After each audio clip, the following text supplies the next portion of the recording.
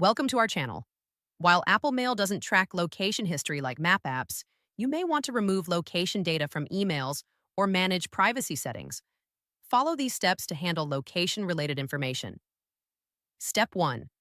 Open the Mail app on your iPhone, iPad, or Mac computer. Step 2. Search for emails that might contain location information by using search terms like location, address, or GPS coordinates in the search bar.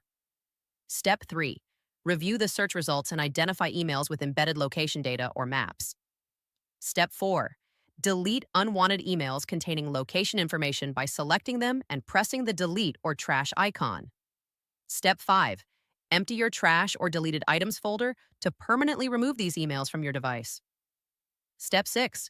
Check your email signature settings to ensure you haven't accidentally enabled location sharing in outgoing messages.